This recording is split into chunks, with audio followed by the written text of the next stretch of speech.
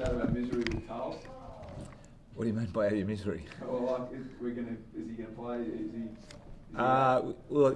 He's on track to. He trained this morning, and we'll see how he pulls up in the morning. But the way he trained today, he's on track. Really? How's that? He looked like a pretty bad hamstring. I mean, it's quite amazing to say on Sunday it was a hamstring and now he's a chance. Well, it was interesting. When he first presented, it looked, as you say, it looked like a hamstring, and certainly our doctors thought it was a hamstring. It seems like now that they had a scan and the scan was clear. It looks like it might be some tendonitis that he was suffering, and that's what triggered off. And I think maybe the standing, he cooled down over the ceremony last week for Anzac Day, and then when he went to go, he felt something, and they treated it, symptomatically, but it settled down really well. He was able to train this morning, and as I said, we'll see how he pulls up in the morning. But at this stage, he's on track. So there's no damage to his hamstring and all that? No, the scans didn't. And then once you get past the scan phase, you then start to treat it just on how he is symptomatically. And he was able to start running yesterday, and then this morning he did some extended running into training and was able to complete the session. So it's an unusual one, but that's life. John, I know we went through this in the pre-season briefing, but if you had, like Matt has said, positive news about this early in the week, was there a reason why the club didn't detail that? Is there a reason why such a development, good news development, would be kept secret? Well, I don't think it was a matter of keeping it secret. I think it's more just as it's evolved. I mean, the early signs were, as I said, the early indications were we might have had a hamstring injury with Daniel. Then we goes off to scans, but that scans don't happen until a Tuesday. And then he gets the results back. We see the doctor. We go, well, let's now see symptomatically how he's moving. He did some running yesterday, and here we are on Thursday. So I think we've been keeping people abreast as best we can, given the information, how it becomes available to us, and how the player is able to come up from the injury. What about Josh Jenkins? Yeah, so Josh was able to train today fully, which was great. And again, we'll see how he pulls up tomorrow morning. But he certainly is getting closer and closer to playing. Matt Hess in the video yesterday said it'd be like a match committee decision about JJ, but surely the player like JJ, he comes straight back in the team if he's fit to play. Well, we've got a few things to weigh up in that space. There's obviously selection, there's a balance of the side, there's also the volume of work he's been able to do in the last 4 or 5 weeks. But clearly he's in our best 22, so we'll weigh that up at match committee this afternoon. What about Jade Kelly with the eye dom? Yep. No, he's all fine. He's been given the all clear by the specialist who assessed him, and the bleeding settled down, and so he's green lighted. He's ready to go. And Riley not? No, Riley will take a cautious approach with this week. He's still got some awareness when he's running, and the general feeling is it's probably best to give that a spell this week and get him set for the following week.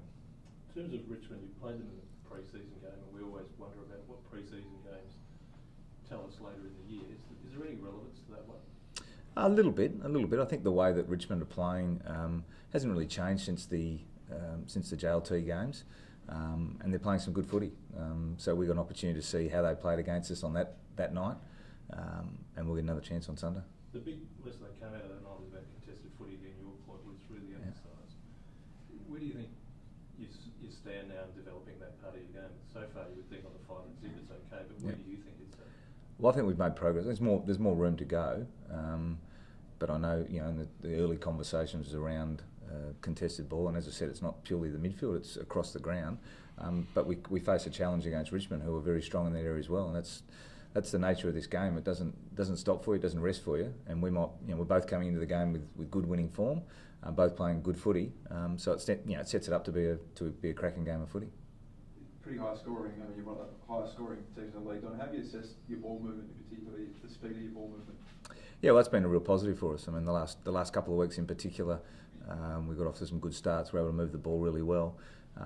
But as I've said all along, each game throws up a different challenge, and we expect, as I said, against Richmond, they may defend us slightly differently to other teams, and we've got to be ready to adapt and be able to shift and change if we need to, depending on what gets presented Sunday afternoon. What do you change and adapt? I mean, obviously the pace of your transition aids your forward line, regardless of whether you've got Tex or JJ or Lynch or anyone up there. So how do you evaluate the change you've had to make?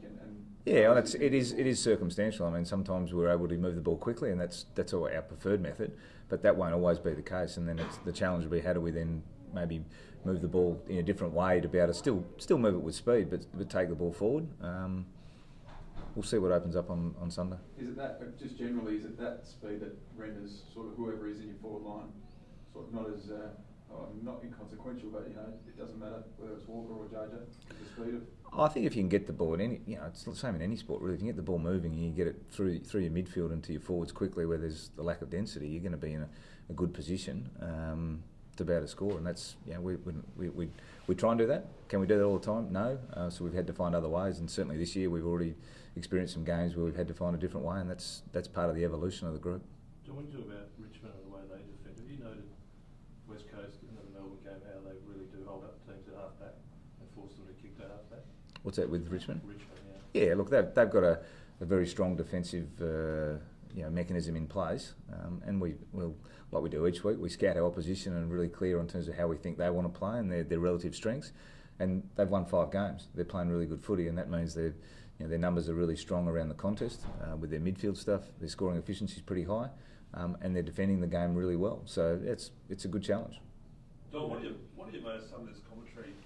There's money come from obviously Melbourne, but the club's obviously attacking great, but maybe that's not going to hold up come September. What have you sort of made of those comments? I haven't really, this is the first I've been made aware of them, to be honest. Well, I understand, and we understand that to play consistent and play good finals footy and win finals, it's about all those phases, and I keep talking about it, but it's the same each week. I mean, our contested stuff is improving, and we want to keep getting better, and our defence is important that we continue to work in that space. But a lot of our ball movement comes off the back of those two things. And that's why they're important, that you're really well balanced, and you'll have some days where you'll be stronger in one area than the other, and that's the nature of the game. And I'd love to be strong in all areas all the time, but that sometimes doesn't present itself. Apologies, Pyke. I know you've already touched on this, but with Daniel Talia, how much work did he manage today? Yeah, so I just said before he did pretty much the full session, so he's got through that, and he's on track to play. In terms of how other teams will now be scouting you, yep. The notion that you've gone hard and well in April to hold it up to September, what challenge does that present to you? Same challenge every week. I mean, for me, it's we don't project, we don't opinionate on where we might end up. We look at what's ahead of us, and straight ahead of us is Richmond. And to be honest with you, we'll take lessons from each game we play. We'll learn things we're doing well, as we did last week against Gold Coast, into what the challenge is this week, and we'll continue to learn. And what happens is, over that period, you'll have your highs, you'll have your lows, you'll have your moments where you might be in the sun, you might be you might be in the clouds. It really just it's as simple as just focusing on the fundamentals of each game and learning, and then trying to grow as a group. And that's the pleasing part this year with our group is even though we've won games, we've learned some things about ourselves that we've been able to carry forward, and that'll be the same this week as it will the weeks after. Is it possible, even with this competition as it is today, we know what happened to Adelaide last year, can you imagine you could have the luxury of not playing the same players all the time to actually get them a break if you get so many wins ahead of the count? Oh, it'd be a lovely problem to have, but I'm certainly not in the headspace of that right now. For me, it's I think the other thing is players like to play. That's what they train for, and they like to play. They like to go out and display and play with their mates and play for 4 points. So I'll be mindful of being too cute in that space. I think winning form's good form. Playing well is there. They build consistency, they build continuity, and they build a really strong chemistry with each other. I think you'll be really careful if you play around with that. The other one I'd imagine your fitness team's asking the question, are they getting any sort of knowledge as to what hamstrings are all about at the moment? I think what we're seeing, there's a bit of the commentary around it. I think we're seeing the games changing a little bit. And again, I talk about learning, and the learning's across the board. The learning's from a playing viewpoint to a coaching viewpoint to high performance. We're learning all the time about our players, the game, capabilities and things, and we clearly want to be pushing as hard as we can. So we keep learning in that space as well, in an aim to keep improving. Is there any at this point? Is there something that's standing out for them? No, not really. Look, we looked at some of those incidences in terms of what may be a cause of those things, and there's a whole range of things. There's a raft of things which could influence that. The players now are so trained to the minute, really, and we're talking about generally finely tuned guys. Doesn't have to be too much change in the program, and you can get a shift in the way the players report or they feel. So we're on top of that, and as I said, that's a day-to-day, week-to-week thing. It'll be the same with every club. So there's not a trend that's rather each one of them has been Yeah, correct. Don, there's an article on the AFL website, Lee wrote today, about the close handball to kick ratio. Can you just explain to us how, or whether you've emphasised that to the guys in terms of your game plan and how that aids your speed coming from back to front? Well, it's not. We don't sit there with a ruler about what we want it to be. As I said, each game throws up something different, and sometimes you'll find we'll kick more and we'll score. Sometimes we'll handball more and we'll score. That's why the importance of being flexible in the game and adaptable in the game is that each opposition will throw you something different at you, and you've got to find a different way to move the ball. And that's, sometimes it'll be through hand and using the extra number that might exist for you around the ball. Other times it might be it's a kick game that you've got to be able to kick your way through. So we try and train all those phases, and then it's up to us to be able to adapt on game day to how we're being defended. What's the breakdown on forward, This has to be sideways, sorry. backward handball? Is that encouraging to you? The breakdown? Yeah, is yours more forward handball at the moment? I haven't looked at the numbers in terms of the backwards, forwards, sideways at this point. If it's forward, it's an indication that it's a good thing. Well, we're taking the ball forward if we're handballing forward, which is gives us some power in that movement, which is great. But as I said, sometimes there'll be pressure, and I expect Sunday's going to be a classic example. I expect Richmond are a high pressure team, probably the highest pressure team in the AFL. So there'll be more pressure on our handball than maybe we've experienced recently. Sorry, Pyke's got to go to meetings now. Thanks, guys. Thank you. Good on you. Cheers, Don.